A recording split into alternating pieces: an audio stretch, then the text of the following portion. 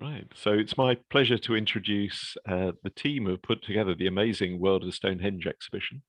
So Neil and Jennifer, and that's all I'm going to say, and I'll leave the rest up to over to you. I will Thank just you. bring up the exhibition. Sorry, not the exhibition. the PowerPoint. Okay. Neil, can you see? Yeah. Okay. Can you see that? Okay. I can. Okay, I'm just going to mute myself then.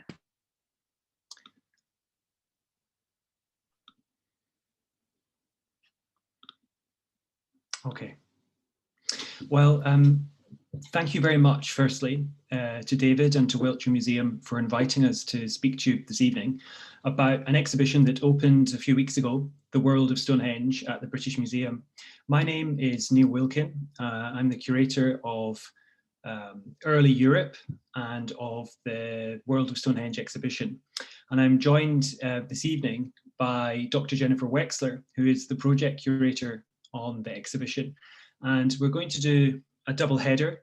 Some of you might have seen us talk about the exhibition before. What we've tried to do this evening is give you a quite different view, subtly different perhaps, looking more at the objects from Wiltshire that have been lent to us, particularly by David, but also by Adrian Green in Salisbury, because as you might know, those objects play a key part in the exhibition that we're telling and showing.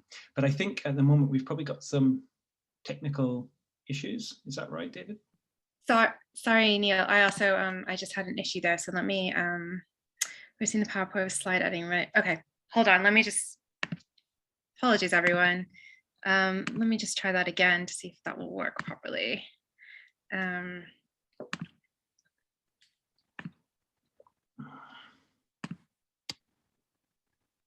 Does that look correct? Yep, that looks fine.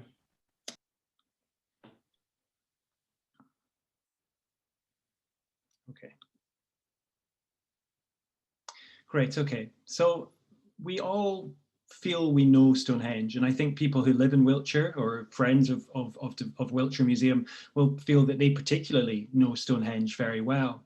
And I think that is true of many of our visitors to the museum, and hopefully many of our visitors to the exhibition, that there's something about this iconic monument that really appeals to people and that pulls them in to want to know more. But what we're trying to do in this exhibition is not to replicate the kind of information you might find at the Stonehenge Visitor Centre provided by English Heritage, or indeed the amazing displays in Devizes or Salisbury. Instead, in the exhibition that we've put together, we're trying to put Stonehenge in a wider context. So we're trying to pan back and look at how Stonehenge fits into really the world that existed at that time. The times and the kind of places that existed at the same time as Stonehenge was built. So we all know that lots of other monuments are constructed around the same time as Stonehenge, but what we wanted to do in the exhibition is bring the public into that world, people who might only know the monument.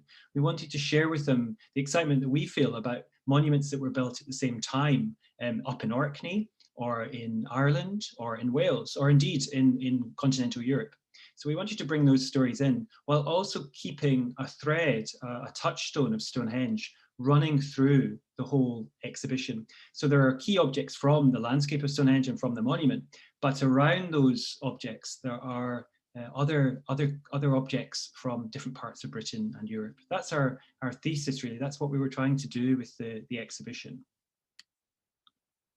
And in doing this, I think we're not the first by any stretch of the imagination. William Stukeley was one of the first. He was an antiquarian, an early archaeologist, some might say, and he was very interested in exploring the context of Stonehenge.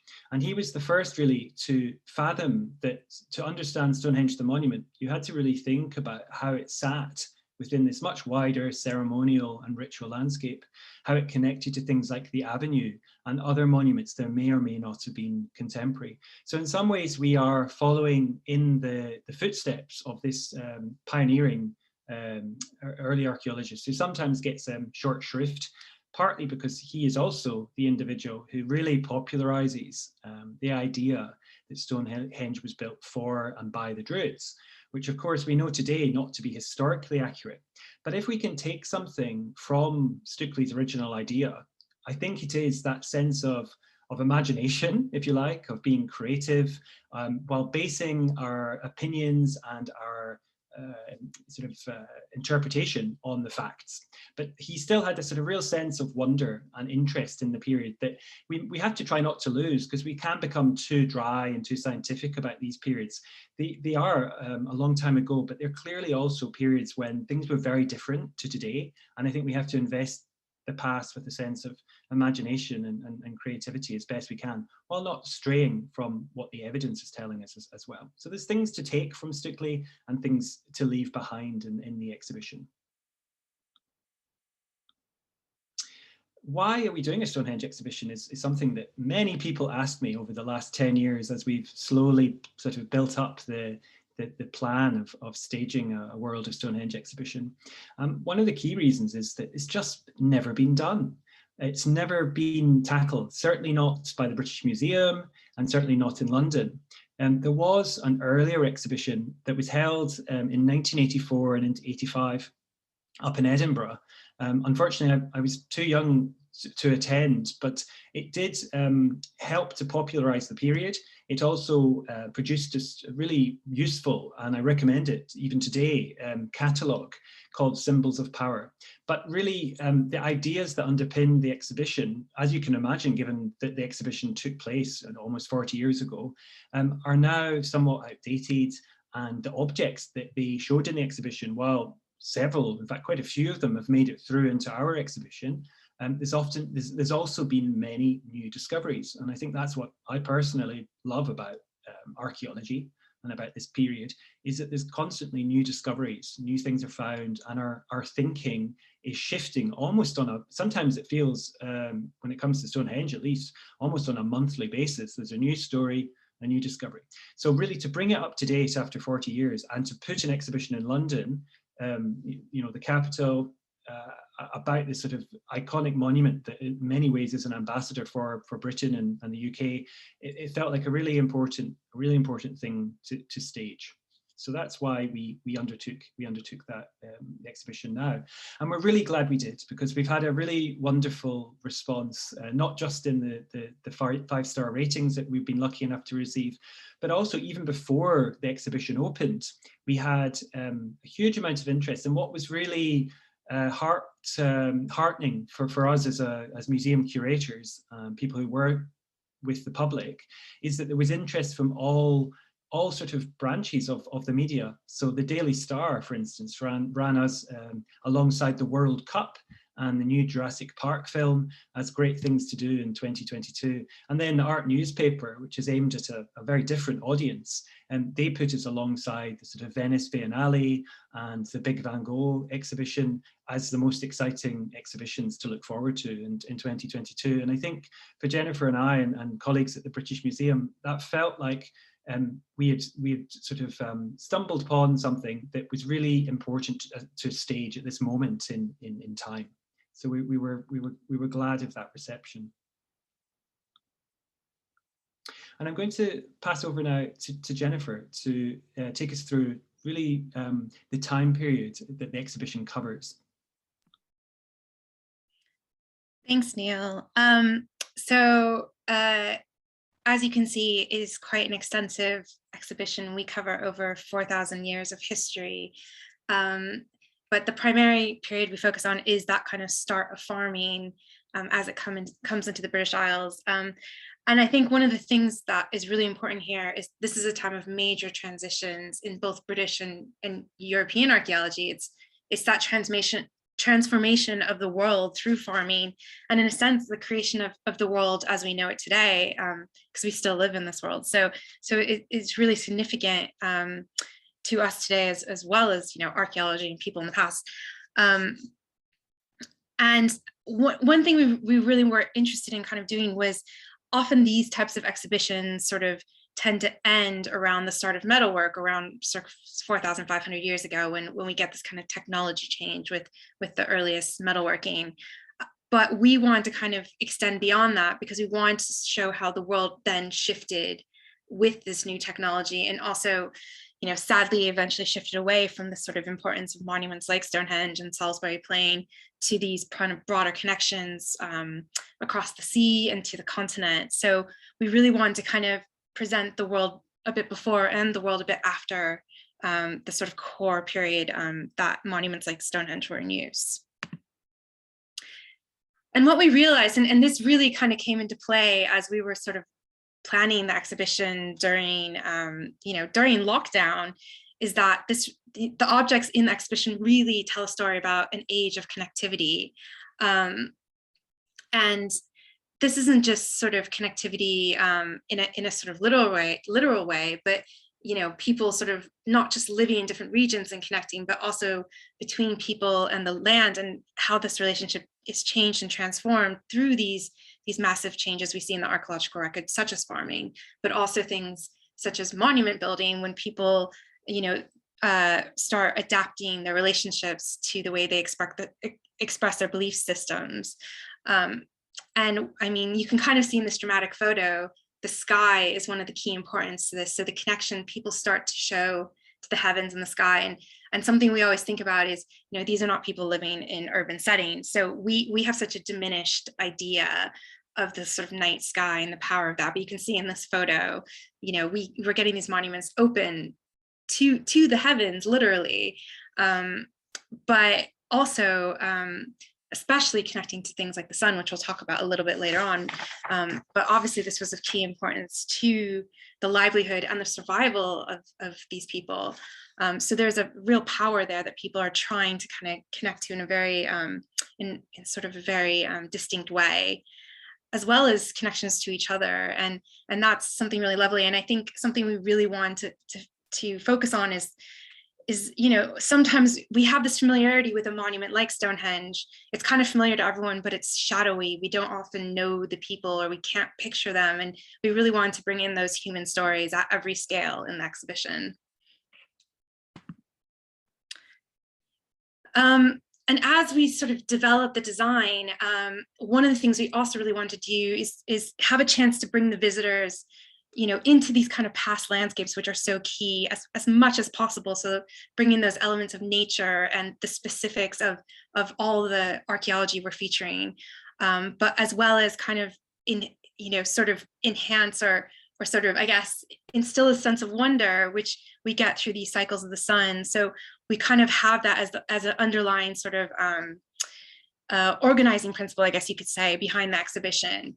And the main exhibition is divided into these 6 sections, and we're not obviously going to go through the whole thing. We can't show you everything tonight, but we're going to show you some of the key objects from those different sections.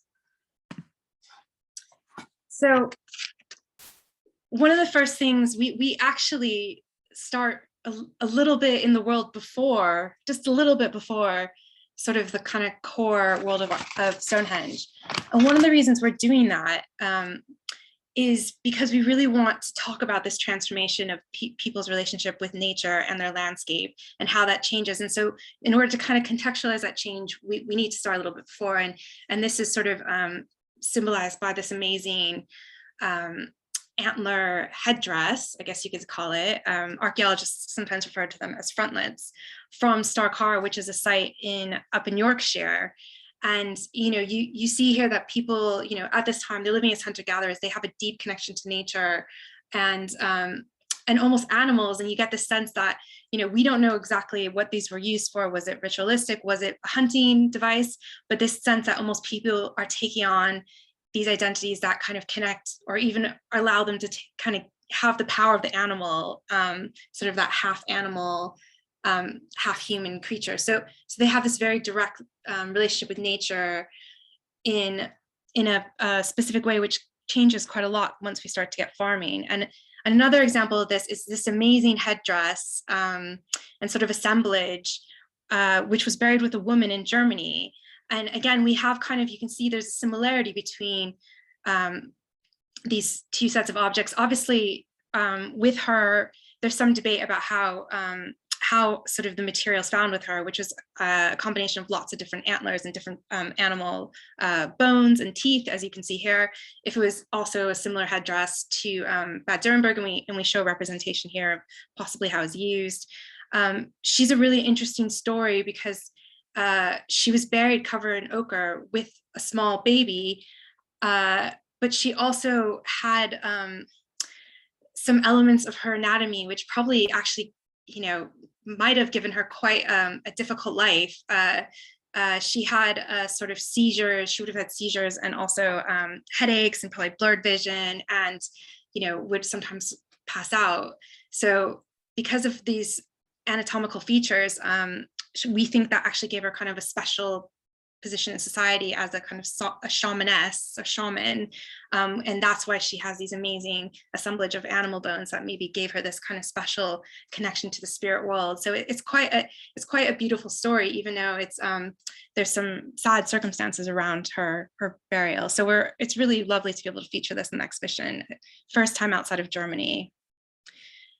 And something else that we sort of, as we work through this you know, world before Stonehenge, or world just at, you know, as we start to the world that existed as the early farmers started to come in, is we have things that suggest that this was potentially already an important landscape to these hunter-gatherers. And one of the interesting things about Salisbury Plain is after the end of the last ice age, it remained a more open landscape.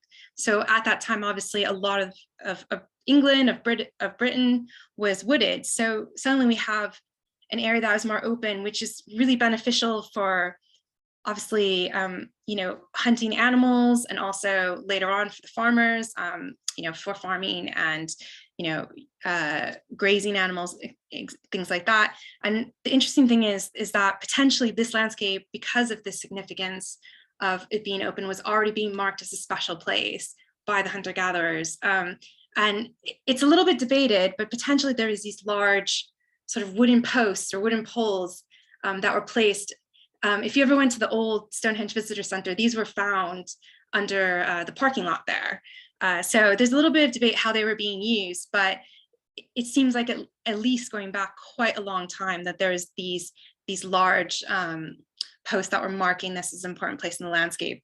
And one of the reasons is also that there is natural geology, which seems to align possibly with important times of the year, with solstice moments. So already there was something kind of signifying that this might be an important place that people go to. And obviously these ideas are coming through as we start to get farmers into Britain about 6,000 years ago. And what's the symbol of that transition to farming? It's the axes that we have in the thousands. And something Neil and I worked extensively on was essentially a wall of axes that symbolize this transition and this massive change that, including deforestation, that happens to the landscape. And this is just a selection of some of these beautiful objects from all across Europe as well as Britain. And we see also the axe becomes sort of not just a functional object, an object to clear land and make space for your fields and for your animals, but it becomes also a sort of object of desire, beauty, and these are beautiful jadeite axes from the Italian Alps, which are sort of objects of seduction. These are things that people are going up to the highest peaks to get this special material. And again, initially it was potentially for practical purposes, it's really good, it's really hard material, but later on, it seems like they're going to get, because it's special, it's considered special. And it's really fascinating. There's not that many of these that we find in the British Isles, but the ones we do were probably in circulation for over 1,000 years. They would have spent hours and hours polishing them to this beautiful shine. And it's hard to see from this photo, but they really sparkle. They really have this kind of modern sort of sensibility about them that is stunning in person. And, you know, I fall in love with them every time I see them, and I think the visitors do as well. So these really are amazing. But you get this idea. Oh, and this is a picture of where they come from, which is Monte Viso in Italy. But you start to get this idea that getting materials from these important places become significant. It's sort of pieces of places that can be moved around, and almost that people with some of these special axes that they're going up and touching the heavens to get this material, and it's becoming this kind of secret special thing. And this is key as we start seeing farmers move in from Europe, because is almost a way of sort of showing the glamour of this new lifestyle, and possibly getting people on board. We don't know completely. Another interesting thing is we have the sort of British equivalent of this, which is Langdale axes, which come from the Lake District, and they also have this kind of greenish tone like the jade axes, and you almost get a sense that possibly there was a shortage of jade. You couldn't really get a lot of this material, so perhaps this is an alternative source. And again, it connects to this special mountaintop location that we know about here in the UK. So it's kind of the British equivalent. And this is an amazing axe because it's actually, we've got a preserved haft. So we have a preserved handle, so we know they're being used in this fashion. And it's great just to get that kind of idea of how these are being utilized to kind of cut down trees and kind of shape this world in a new and exciting way. And this is just showing where in the Lake District these come from. So as we start to kind of have this idea of transformation of landscapes, we have the start of monumentality, and we sort of have a thread throughout the exhibition. It's kind of a thread in this tapestry, which is about the broader world and contextualizing this broader world of Stonehenge, but we kind of try to have these points, these touchstones within the exhibition where people can come back to the core story of Stonehenge and see how it develops, and that kind of fits into the other developments of this world. So one of the kind of earliest points is obviously about the first circle at Stonehenge, which was, as you know, constructed out of bluestones that came from the Preseli Hills in Western Wales. And it's an amazing story because this is over 300 kilometers away that they're bringing these stones. So they're going again to a really important place, and it's the same at a different scale. Obviously, we're getting much bigger stones, but it's that same idea as we're getting with the axes, that people are going to acquire materials from these special places and then putting them, and using them in a significant way. So it's this similar idea. And I should just note that this route comes from Mike Pitt's new book.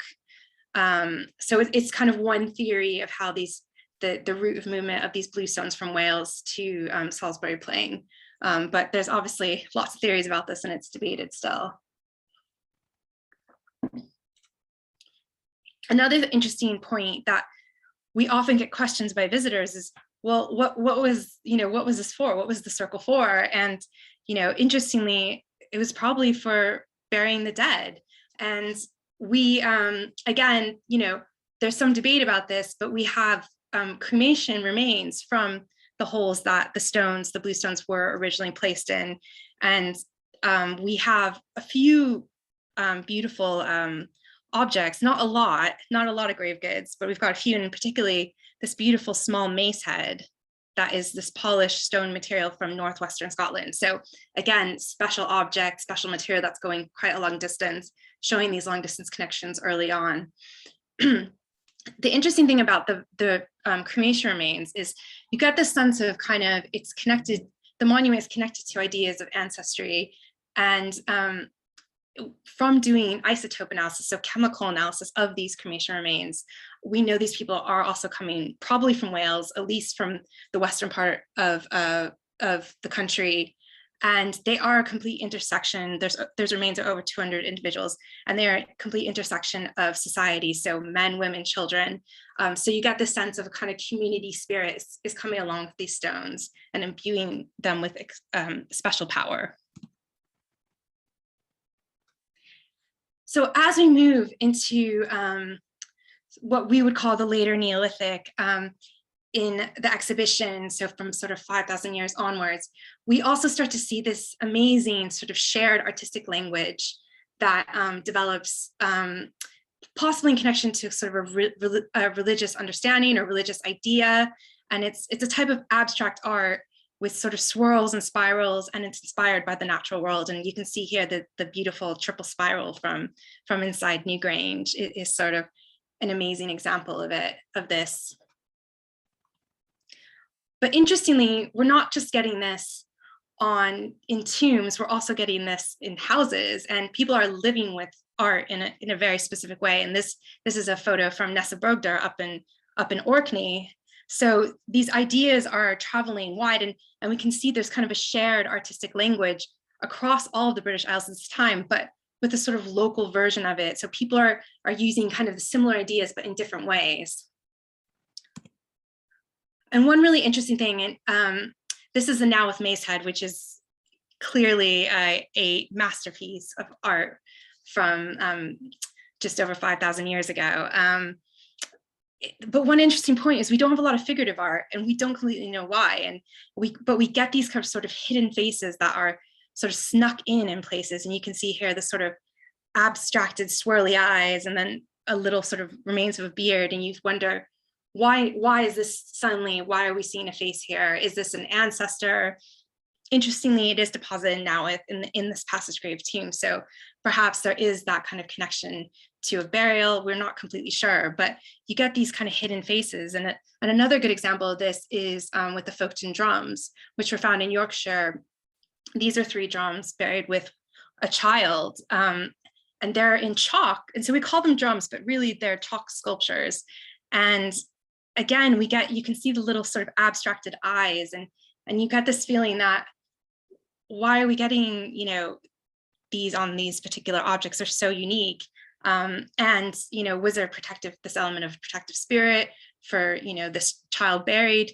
Interestingly, we just have found a recent burial called in Burton Agnes, which is 15 kilometers away from Folkestone, where you get another sort of similar type of chalk sculpture that has some similar motifs. So this is something that maybe was more widespread than we thought. But it's interesting to us that it's sort of this shared idea, but there's all these local versions of it. So that's something we really want to feature in the exhibition. And these are the amazing carved stone balls from Scotland. And they're sort of enigmatic. They're mystery objects. We don't completely know what they're for, but they're also beautiful pieces of artwork. And again, you get some of these kind of similar motifs, these swirly designs. And you can imagine someone sort of, creating this, by firelight at night. And, potentially there's quite a practical use for these, in the sense of there is some theories out there that perhaps rope was wrapped around them, and they were used to maybe in sort of ceremonial killings of animals for feasting and things like that. We don't know completely for sure, but they have this kind of idea, almost the idea of making them, and is the process of doing that seems really important and really significant. So they're just these wonderful objects to think about, and they're so tactile. I mean, when we were installing them, you just want to hold them and play with them. So they have this kind of tactile feeling that you really can't deny.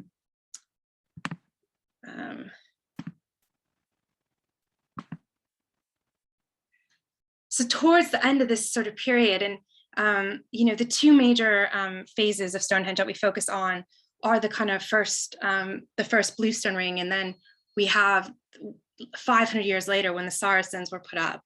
And it's a fascinating thing, because when the Saracens are put up, they sort of enshrine, essentially they bring in the bluestones into the center. And so they've enshrined them. It's almost like they're creating a kind of museum around these bluestones, which seem to retain their sort of sacredness, their sacred spirit.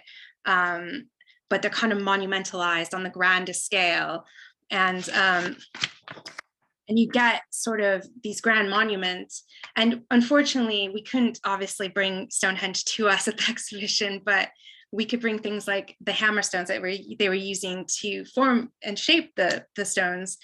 I mean, the other thing is that's really interesting about this is obviously this is the period when they kind of go to town on these connections to the important points in the seasonal calendar, and these solstice connections that become so important to these communities. So it seems, that idea of sacredness and gathering of people at key times in the seasonal calendar becomes key to understanding the monument.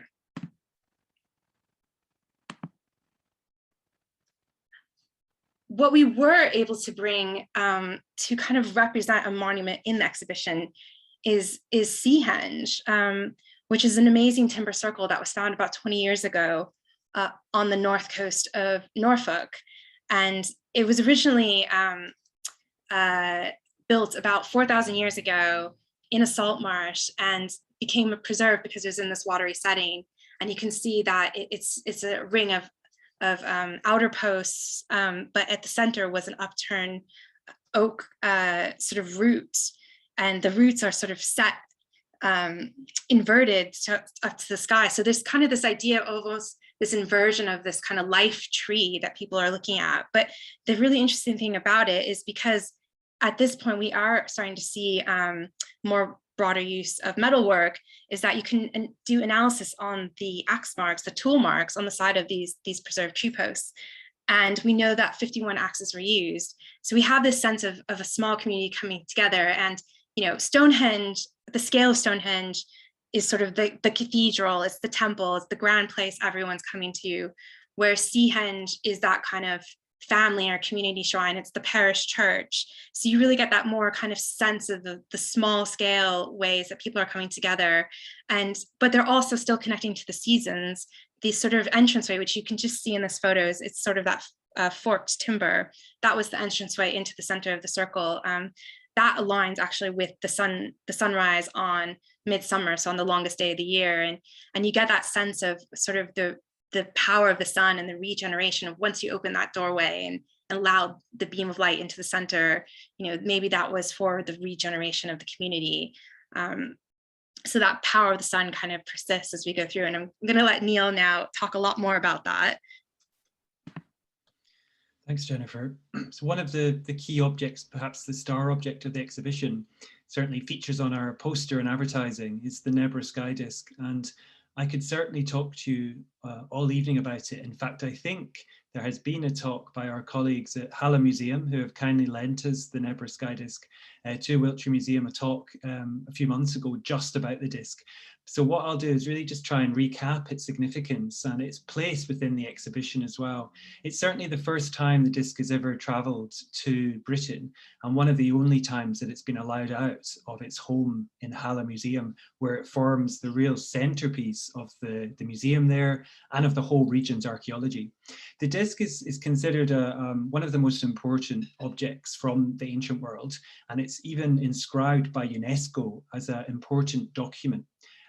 Believe it or not, they call it a document, and that's because it's the first depiction, the earliest depiction known from in the world of the stars of the heavens. And the key stars to look at are the group of 7, the cluster of 7 between what might be the full moon or the sun, different interpretations, and the very distinctive crescent moon. But between those two, you can see there's a group of 7 stars which have been identified as the Pleiades cluster. And those are really important for early farmers. They are often called the calendar stars, and their appearance and disappearance is until, you know, into historic periods, is considered important as markers of the beginning and ending of the farming cycle, of the farming year. And then to take it beyond that, on the left and right of the disc are these gold arcs or bands, and you can see on the left side one of them's missing, but on the right side one of them is still intact. And when you measure out the angle, and I'll show you a slide of that soon, the angle that they produce is exactly the angle of the sun's setting and rising on the horizon between midwinter and midsummer. So in some ways, you know, it's a great sort of simplification, but in some ways the Nebra sky disk represents a sort of portable version of one of these monuments like Stonehenge or Stonehenge, but made portable, made possessible by one individual or a group of individuals, perhaps priests or priestesses, but that's a big shift. And really in the exhibition, what we explore through the disk is the shift. Once gold and metal, particularly copper and then bronze, are on the scene, towards a movement away from communal monuments like Stonehenge, towards individuals being able to possess and gain status and power on the back of these more portable metal objects. And really something to do with the value of those objects as well, which is new in a world that previously was one of stone. So a really interesting transformation. One more point I should make about the disc that makes it a really great thing for us to have in England for the first time is that the stars and the planets and the gold sunboat at the bottom that looks like the kind of happy face on the winky face, those are made using gold that we think is very likely originally mined in Cornwall. So in one object, you've got a sense of astronomical knowledge from 3,600 years ago, a connection to Stonehenge in terms of solstices and alignments, but also a direct connection in terms of the origins of the metal. And it really takes us back to a time when metal was being traded and exchanged, along with many other objects and materials, no doubt, over really long distances. So we hope this object almost alone makes people rethink what we know about people from deep history, from prehistory. They're not the sort of primitives walking around in bear skins. These are sophisticated, creative, ingenious people at this time. Okay. This is a slide that just makes that point that when you measure that angle, it's 82 to 83 degrees, which is really exactly what you see in the in the variation of the solstice and the rising and setting of the sun midwinter to midsummer. And I think it's also a point, I haven't included a slide, but it's also a point that David Dawson, the director of Wiltshire Museum, has made about the bush barrow lozenge, which is broadly contemporary. So really interesting, another connection there between the Nebra disc and what's happening in Britain and in particular in Wessex at this point in history. And in the same section, which is full of golden wonders, and we cannot nearly do justice to the immersive nature of that particular part of the show. It's really really sort of very dark and full of gold. It's like being in Fort Knox. And in that section, you also encounter these gold hats that are very mysterious objects. You know, you almost wonder, would someone look quite silly wearing one of these, or would they look incredibly distinguished? It may depend on the individual whether they could pull it off. But these are decorated with embossed motifs, very similar to the mould gold cape, if you're familiar with that, from the British Museum. Embossed motifs that have been closely linked to solar symbolism. And some people have even suggested that they encode astronomical knowledge, essentially calendrical information. I'm not sure about that, but they certainly do reflect and represent the power that certain individuals were able to gain by linking themselves to gold, the material and the symbol of the heavens of the sun. And people have also asked me, did people wear these things? And to be honest, it's not clear. They're never deposited in graves. So it's possible that some of these hats played a role within ceremonies. Perhaps they were worn for only a short period of time, a bit like you know, Harry Potter's sorting hat, or something that you wear at an initiation into a religious sect or cult. So perhaps they're not worn regularly by one individual, but maybe only temporarily. Whatever the case, they're clearly linked to the power of the sun and the power of some individuals. And in the same section, we go back to some of the earliest gold from Britain and Europe. So going back before the Nebra sky disk by a good couple of hundred years, some of the earliest gold found in Britain and Ireland reflects the significance and symbolism of the sun. And these gold, what we call lunula or collars from Ireland, but also some from Britain, a recent discovery by a metal detectorist in Dorset, in fact. These really represent the early importance of the sun. And what I love about them is that they leave this blank area, this sort of undecorated band. And what this would have done, of course, would have been to reflect the light. So they're letting the sun, they're letting the natural light of the day animate the object and really bring the object to life. And interestingly, even at the end of this period, so if the gold that I just showed you is from the beginning of gold working, this is from the very end of the period, so about 1000 BC, a good 1200 years after the previous object. And yet people are still, particularly in Ireland, making very similar objects. So what this tells us is that the sun and the gold remained these really important symbols and materials for people's religion, but also, I think, for people's social hierarchy and sort of power politics.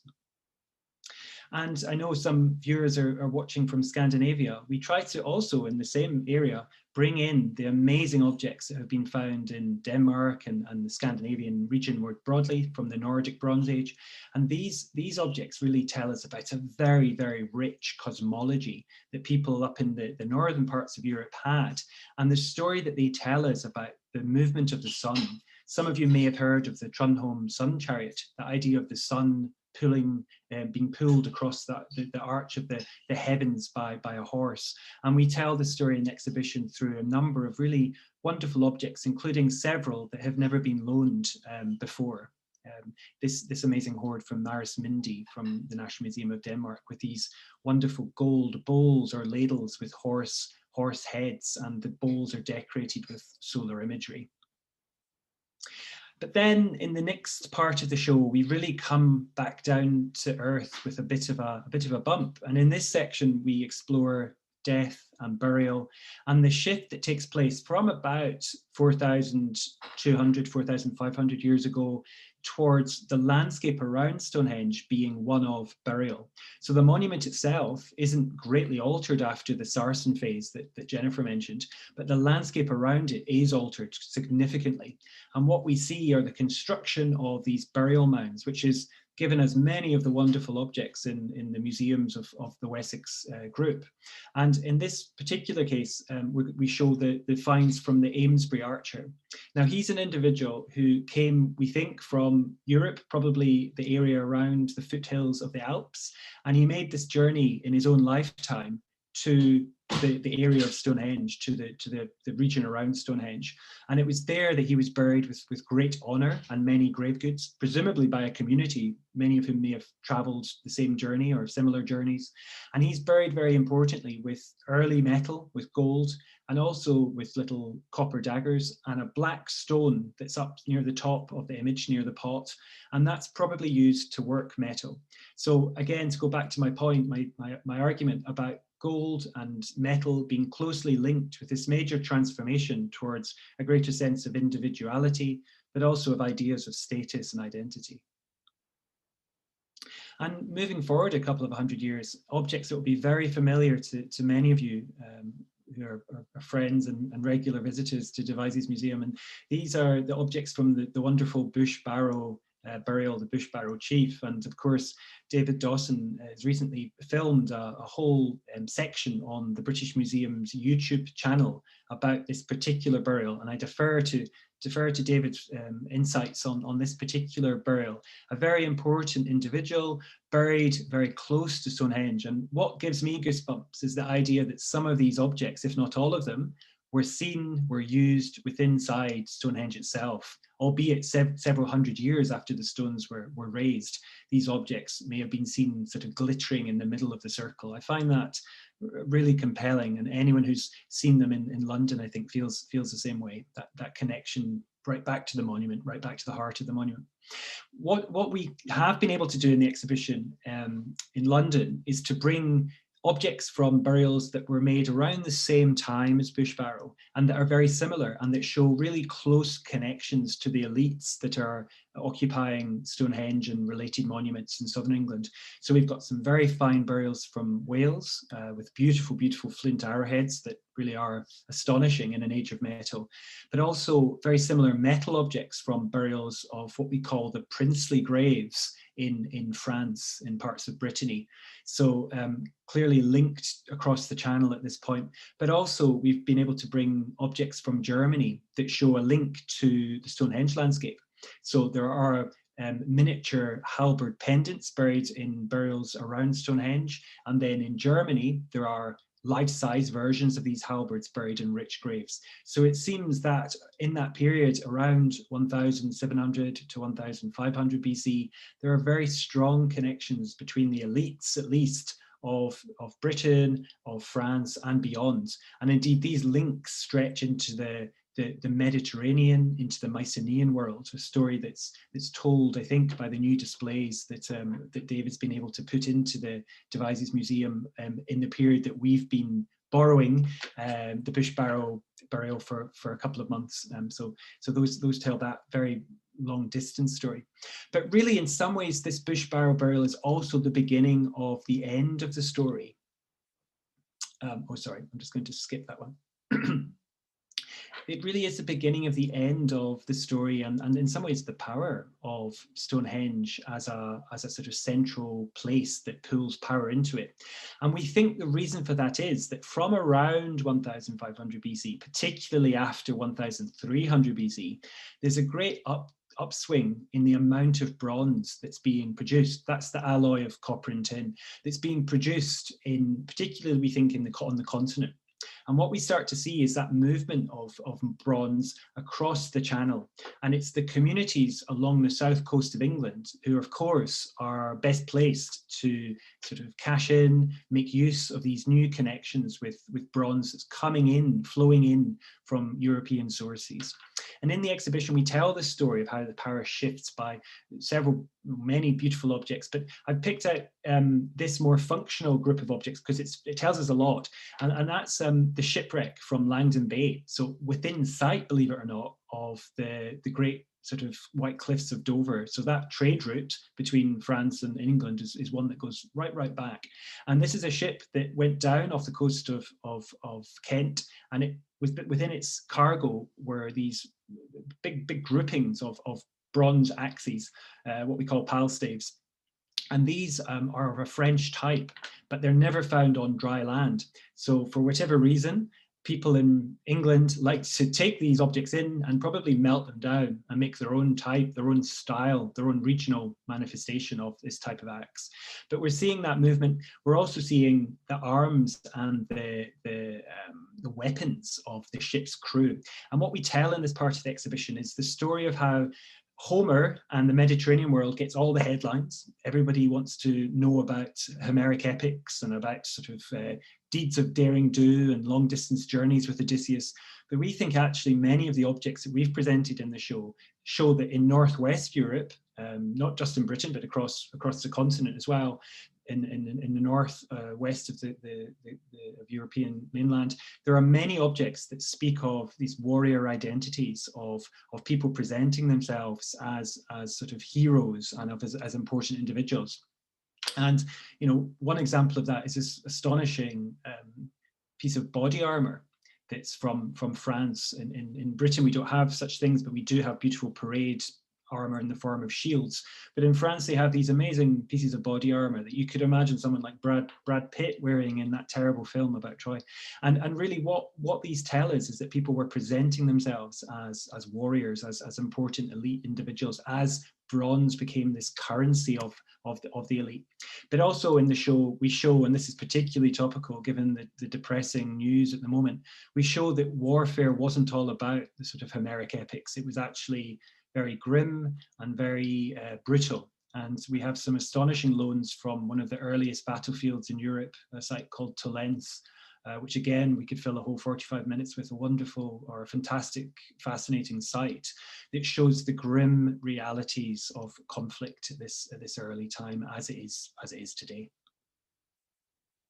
But we didn't want to end the exhibition on sort of warriors and death and a sort of decline, if you like, in increase in violence and decline in society, because what we do see around the same time, so particularly from the Middle Bronze Age, around 1500 BC onwards, so the end of Stonehenge onwards, is a real refocusing of society on the home, on the settlement, on the village as a sort of place of communal life. And in many ways, we like to think, and we try to argue in the show, that there's a movement from the monuments like Seahenge and Stonehenge to village life as the centre place of communal life.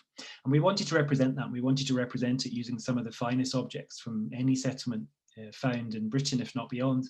And many of you may have read about the discoveries made by Cambridge Archaeological Unit, in particular Dr. Mark Knight, at Must Farm, a site in Cambridgeshire, where a group of houses on stilts effectively were burnt down or burned down. We're not quite sure if it was intentional or not.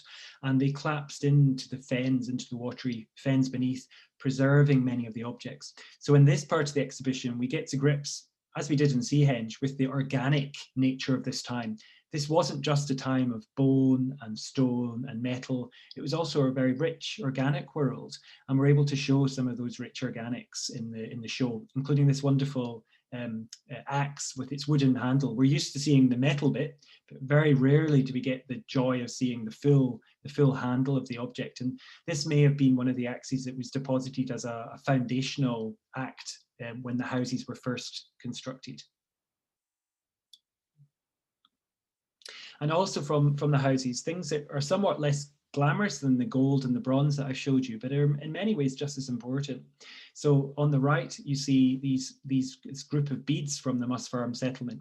Some of those were locally made in the Cambridgeshire area, but others were imported from as far away as Turkey or perhaps even Egypt. So long distance connections as well as local communal life.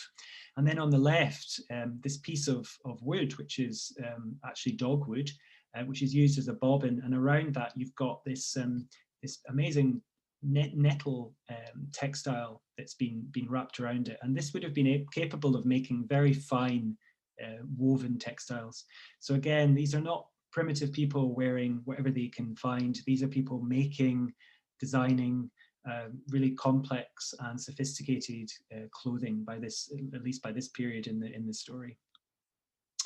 And then to close the exhibition, we had a very tough job of deciding how can we bring what has been a long period of time that we've been looking at, many transformations that we laid out, many changes in society, many different focuses. We've looked at Stonehenge, we've looked at Scandinavia. How can we bring all this together? And we decided that there was really only one or two objects that we could possibly show. And one of those objects is, to conclude the show, is what we call the Shropshire sun pendant. This is a little object, so it's probably about sort of 6, 7, 8 centimeters across at the top at the maximum. And it's decorated with the most beautiful pattern. And it's also amazingly sophisticated 3-dimensional object. So you really have to come and see it, because it's the kind of, the detail on the side that I can't show you is much like a sort of almost Fabergé cigarette holder or something like that, almost like it's machine turned. Just beautiful, beautiful decoration, and very sophisticated in its construction. And the point we're trying to make with this object, or there's 3 points we're trying to make. One is the connectivity of the times that we've been exploring through the whole exhibition. So this is an object thrown intentionally as a votive offering, we're almost completely sure, into a bog in the Shropshire Marches. But it's very similar to others that have been found further north, up in Manchester, but also in Ireland. And also it's a kind of object that we find right across possibly in the sort of Etruscan area of Italy, this idea of a bulla that you hang around your neck. It's a very similar concept to one that you find in Italy at this time. So possibly even a very long distance connection in that orientation. And then the second thing it tells us is the sophistication of people at this time, their ability to work gold in this amazing way. And the patterns that are on this object are very similar to the ones I showed you earlier on in those lunula, those gold crescents with the sort of undecorated band. And what amazes me is that those motifs are carried forward almost 1,000 or a little over 1,000 years. So that's generation after generation of gold workers passing on those motifs. But once the Shropshire sun pendant is deposited around that time, around 800 BC, it marks, we don't see this type of decoration, we don't see this type of object. So there's it's a real end. It's the end of a way of decoration, and arguably a kind of way of a cultural moment that ends at this point. And then there's 200 or so years before the Iron Age, as we know it, really gets going. So this object also marks the end of what has been a period of some remarkable continuity in the kind of design and art of the period. And then thirdly and finally, if you turn it upside down, if you flip it in your mind, it shows, we think, a stylized sun, either rising or setting on the horizon. So that idea of the sun as being this guiding star, we don't know exactly what role it played in people's religions, but it is amazing to us in putting on this exhibition how often it cropped up. It cropped up on stone stelae from Italy, it cropped up on the gold, it cropped up in the alignments of Seahenge and Stonehenge. And it's it's quite a generic concept, the sun, but it clearly did play a really important role in the sort of punctuation of people's lives, giving them the rhythms of their daily and seasonal movements, but also the sort of events within their religious calendar. So I think that's the third and maybe most important point to make about this wonderful object that closes the exhibition. And then just to leave us with a thought, and I think this is also the thought we hope people leave the exhibition with, and that's every age has the Stonehenge it deserves or desires. And we hope we've laid out in the exhibition, but also in reduced form in this talk, some of the concepts and some of the key themes of the times. And we hope that that's useful in some ways for the present moment, not as an instruction manual, but maybe to allow us to reflect on our own moment and our own times, and also to think about how the future might look, how it might pan out. So it is a really, I think the past is useful as a way of reflecting on our own times and our own futures. And we've touched on some of those aspects of connectivity and also the importance of the natural world in our talk tonight. And I'll leave you with a list of the key lenders to the exhibition. I think it's important particularly to thank David, and he's too modest to say it, but David actually met Jennifer and I many years ago now, six or so years ago, 5 or 6 years ago, to talk about the exhibition. And really we couldn't have done it if it wasn't for David and if it wasn't for the other key lenders who were able to very generously give us these objects. You know, there was no exhibition without the kindness of fellow museums and curators, and of course without people, the public, coming to see the exhibition. So thank you very much for your attention. And I think if it's okay, we will stay and answer some questions if there are any. Thank you, Neil and Jennifer. A fantastic talk. There are already some questions, but while people sort of get themselves organised, there are a couple of notices that I forgot to give at the beginning, but actually even more appropriate now. The first is that if for members of the society, for one's members, there's a discount for you to go if you would like to go and visit the exhibition. We'll be emailing that out shortly. That's a discount code that you can punch in when you book your tickets online. That's valid until the end of June, because in July, I suspect it's going to be rather busy. The second is that our next talk is actually going to be in real life for the first time since the pandemic started. And that's Mike Pitts, who's going to be talking about building Stonehenge, what happened in Wiltshire. So I think he's really focusing on the journey of the Sarsen stones from westwards up to the monument. I love the way you showed his diagram about the journey up the A30, as he put it, of the bluestones. So if you're fit and well, then let's have a go with some questions. Carol and Emma both asked essentially the same question, which is about the Nebra sky disk and about the holes around the outside. What they were for? Yeah, that's a good question. I think one point to make, and this is something that we do kind of talk about in the exhibition and also the catalog, is it actually went through a series of transitions as an object. So things were added and moved around, but at the final stage of the object use, which probably was about 500, 600 years after it was originally made, it seems to have been attached to something else and sort of used as an emblem. So possibly sort of a banner or a shield, something that could be held up. So we think those holes actually was to attach it to another object. And actually, in the talk that you had last year about the Nebra sky disk, she goes a little bit more into the details of those different phases. But I think she makes a really good point, which was that some of the sort of initial ways of using the disc or some of the knowledge and the meaning might have been lost, but the symbol of it retained its power. So, you know, it became this kind of iconic emblem, which is obviously very similar to Stonehenge in the sense of we get objects referring to Stonehenge, you know, 1,000 years after sort of the final construction of it. So it contains this power that remains for quite a long time after its initial creation. Okay, thank you. Yeah, it's absolutely fascinating. I think there's 6 different stages in its use and the way it was changed and adapted, which tells you something about how important it was to people at the time. And Debbie has asked, is there any evidence that Speyer gold hats are actually hats? That's a good question. And obviously, we only have a few of them, and they kind of come from France and Germany. So there's sort of a region where these are occurring. It is debatable if they were actually hats. Obviously, they're not found with skeletons, but we do have imagery from a site called Kivik, which is in a tomb in Sweden, which actually shows one of these hats sort of sitting in what we could interpret as a shrine.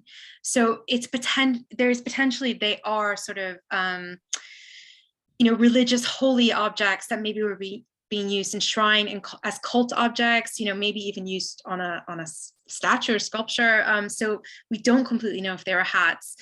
They're obviously, the imagery on it has that solar imagery, which Neil spoke about.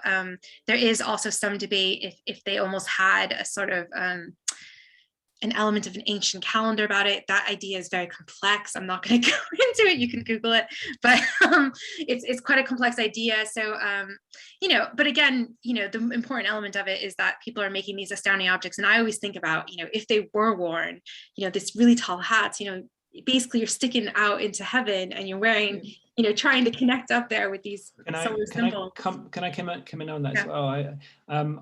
I think what's interesting is that I totally accept that they seem unpractical to be worn on a regular basis, but in the exhibition we actually show them next to the mold gold cape, which shows many similarities in design and is in some ways a ridiculous object, and by which I mean incredibly elaborate, almost beyond what you would ever need or want, and yet it's found in a burial. So if you accept that something as elaborate as the mold cape is worn, then perhaps something as elaborate as the hat was worn. That's just a kind of bit of side logic. But the other point to make, I think, is that there are other gold hats from Europe that are much more like, in fact, many of them were misinterpreted as bowls because they're more bowl shaped. So they do belong to a slightly bigger group of objects that may have been worn on the head.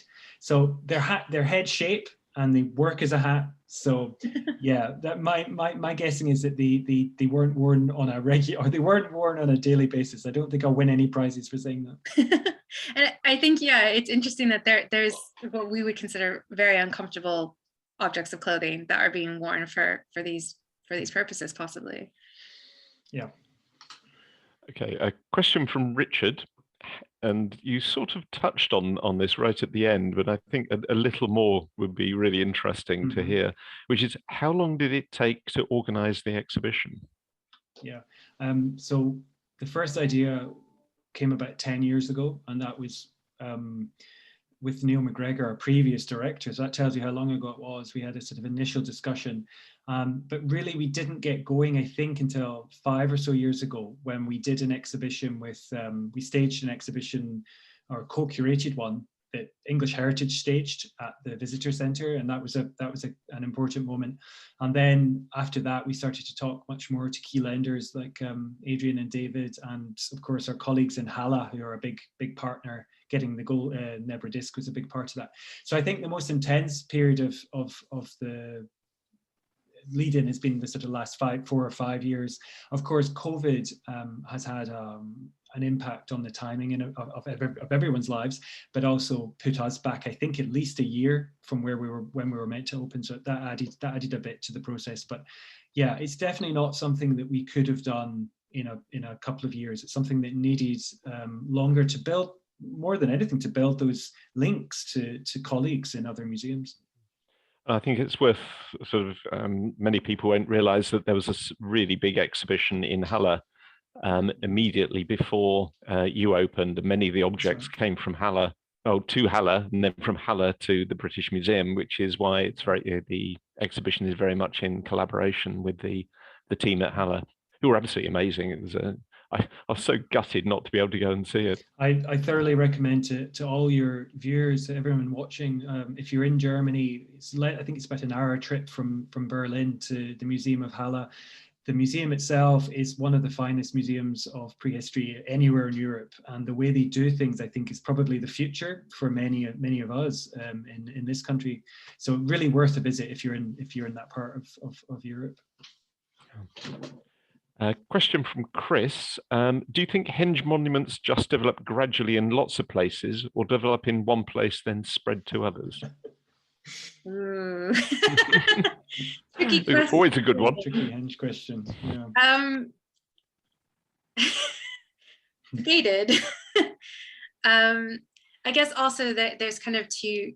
Does he mean henges as in banks and ditches around sort of monuments, or sort of stone circles? Because that's slightly also two different elements. But I mean, there is some thinking that some of the earliest monuments of that type are up in Orkney, and so potentially that idea. But the thing is I think obviously there's a gradual development that happens, because if we get earlier, sort of long barrels and stuff that start to have stones enclosing them, it's this idea of enclosing space and specific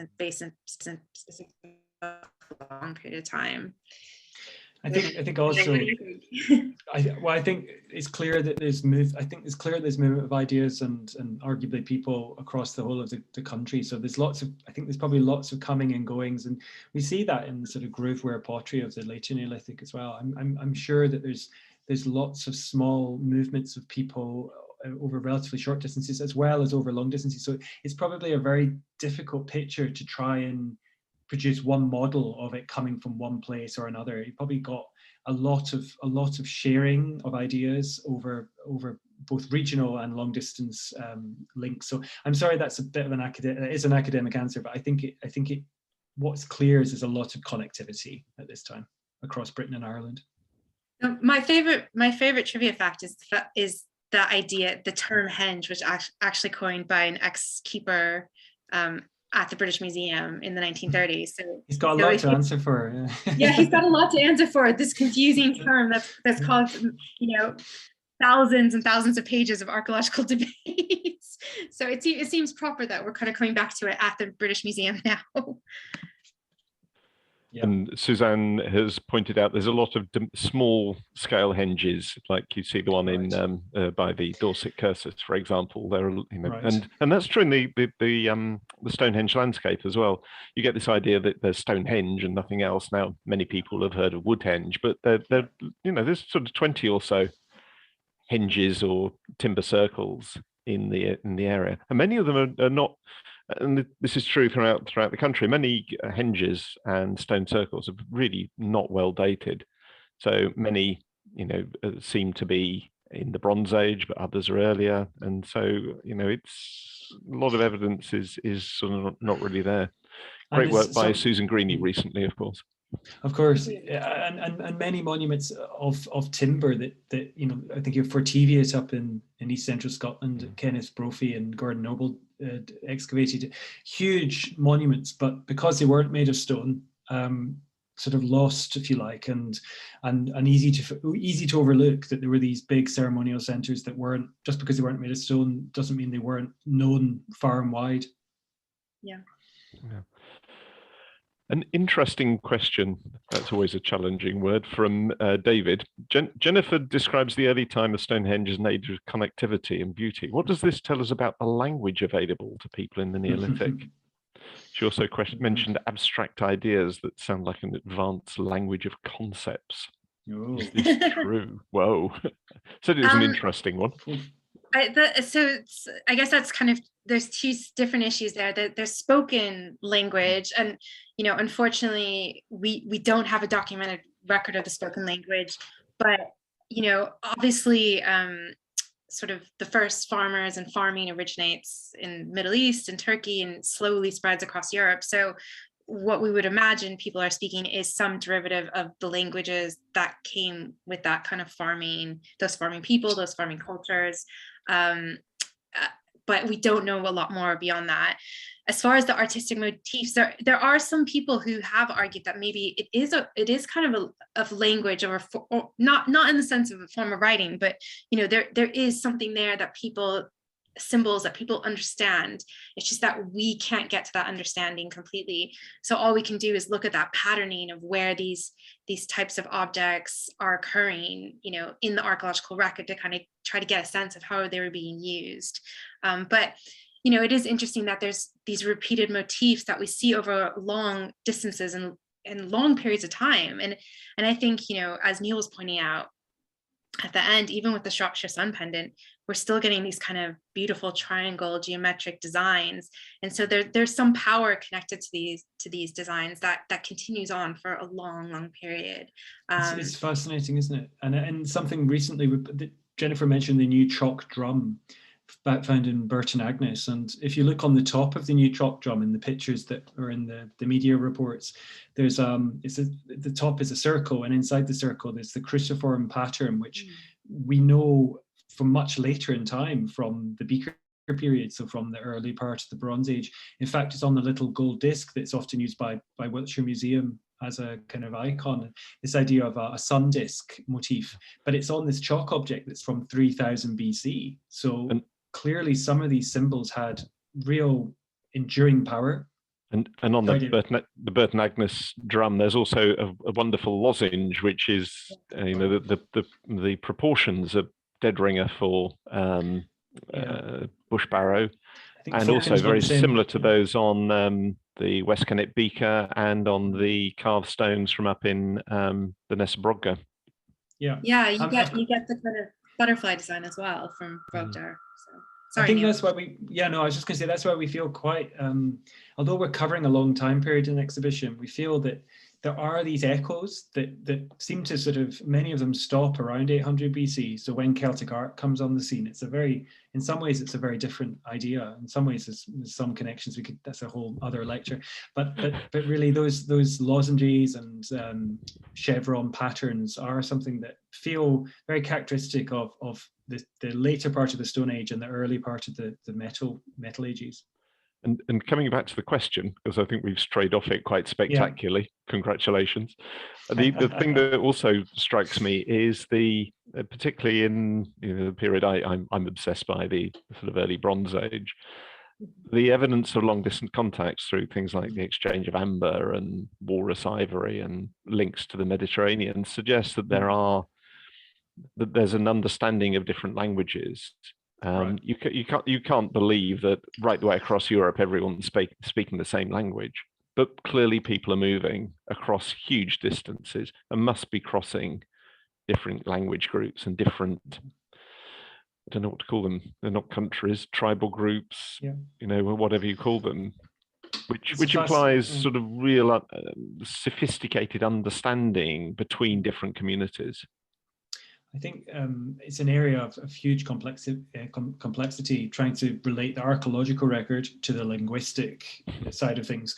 But it is one that was tackled in a project that Barry Cunliffe, some of you might have heard of Barry Cunliffe, a very distinguished professor from Oxford, and he was part of a project that was looking at the links between the archaeology and the language of the times. And I think there's some, I mean, I don't like to sort of get it wrong, but I do think there's potentially some link between the movement of the Beaker people that we know come into Britain around 2500 BC and the movement of language as well. This seems to be an interesting thesis that there's something happening at that time. And Natalie has said, I think it's interesting the evidence suggests that bronze artifacts being brought in from France, not for reuse, but to be melted down. Is there any evidence to suggest how these objects are being obtained? Spoils of war and raiding, trade, anything else? Yeah, so that's something that Stuart Needham looked at in the publication of the Langdon Bay material, and I think he felt that a lot of those objects in that particular shipwreck came from a quite localized area of France. So that would sort of rule out somebody on a ship going right around Europe and picking up different things. They were quite a coherent group of objects. So I think, given the standardization of the objects, I think what we can say is that this clearly very well organized trade.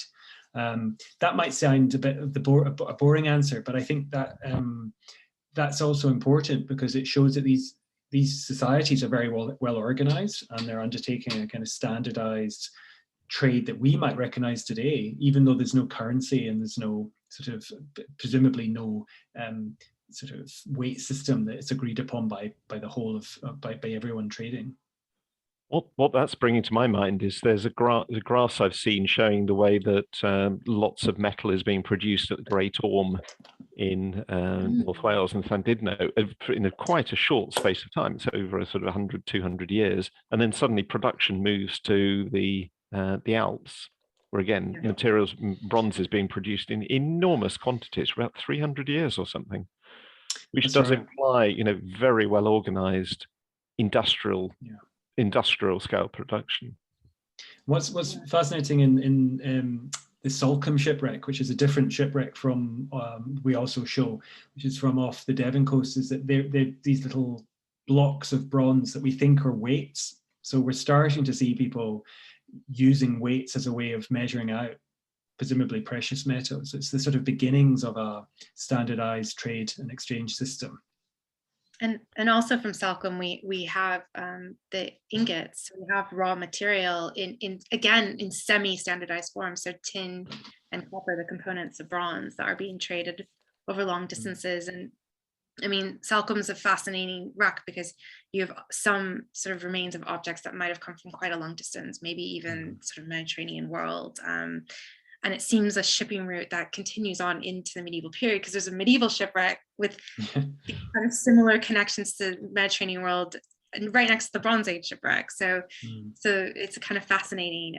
It is another kind of start of a world, a connected world in a different way than what we get earlier on. Yeah, it does feel like that. I agree. Okay. And I think we've probably got time for 2 more questions. So I've got one here from Carol, which I think is a cracker. What's the earliest evidence of woven fabric in the period and areas covered in the exhibition? But I think can we widen that out into sort of evidence for fabrics and textiles? It's a good question. I think if I'm remembering correctly, so this doesn't necessarily speak in the exhibition, is that at Ness of Brogdar, they do have impressions of fabric or woven material on some of their pottery, which they actually interpret it as sort of potentially even just maps that they're drawing their pottery on. So that might be sort of the first sort of evidence, but it's not the physical means of material. So I guess the earliest we really have is the Ness, isn't it? Or no, actually in the exhibit I think, are we limiting ourselves only to the exhibition here? Are we going across the whole archaeological record? I need to be clear. I think you sort of think about, I think let's broaden it out to the textiles in the Neolithic and Bronze Age, where few survive. I think there are some early Neolithic examples. I think Eton in Cambridgeshire comes to mind, excavation by Francis Pryor. I think that's probably an early example, but it's not I'm afraid that's not our specialism. It's something that Susanna Harris at the University of Glasgow is really the leading expert in this country on the prehistory of textiles, and a very good person to give a talk. Yeah. How did I do? Is that a hint? I was gonna say also one of a really interesting example is we have from Whitehorse Hill Kist in Devon, and which is on display. Which is on display, and that actually we have remains, because again it's a slightly kind of boggy site, so you get some organic materials and you get remains of this sort of bear skin, which maybe was sort of wrapping and closing the body in the burial, which is pretty rare, obviously. But then you also get this amazing sort of it's lime bast, isn't it, the basket, and also this really delicate bracelet that is woven from cow hair, and it has tin beads. You get again this kind of just this little picture into this organic world, which we barely get, and that's again why it's so exciting to have the Musfarm material, because there's so much more from that site. I mean, there's also in our collection we've got the amazing textiles from the Swiss lakes. But I just to answer the question sort of more holistically, I think what we tried to do in the exhibition is show that this wasn't just a time of of stone and bone and the things that normally survive. I think from the beginnings of sort of modern humans, the organic world has provided really important materials for clothing, for all sorts of activities. And I think it's just really easy for people, and I count myself in this, when you only see the types of materials that survive, it's quite easy to imagine that the world of the past didn't have that richness of materials. And I think in the show we've done our best to get the organics back into the people's impressions of that period. And Sally on the chat has reminded us that there's great evidence of early textiles from Must Farm. So of course, you showed the string in inverted commas, but there's really good evidence of textiles. Of textiles being woven. Yeah, that's right. Yeah. Thank you for that. Okay, I think we'd better call a halt there. It's almost 9 o'clock. We've grilled you for long enough, I think. So if I can just say a huge thank you to Neil and Jennifer, an absolutely fascinating talk. And I've seen various people on the chat saying they're going to the exhibition. You must. Right. It's absolutely amazing. Even though when I was there for the opening, I'm afraid I spend most of my time chatting to people rather than looking at the stuff, which means I do have to go back. So a huge thanks to the two of you for a fascinating talk. A reminder that members, if you join the Society, you'll get a discount on your entrance to the exhibition. And also Mike Pitts' talk at 7:30 in real life next Thursday. So a huge thank you, and thank you to everyone for coming. Thank you. Thanks for having us. Thanks for having us. Yeah, it's been fun working with you on the exhibition. It's been quite a journey, hasn't it? One way or another. It has. It's been highs and lows, but we've got there. Brilliant. Thank you so much. Good night, everyone. Cheerio. Good night. Good night.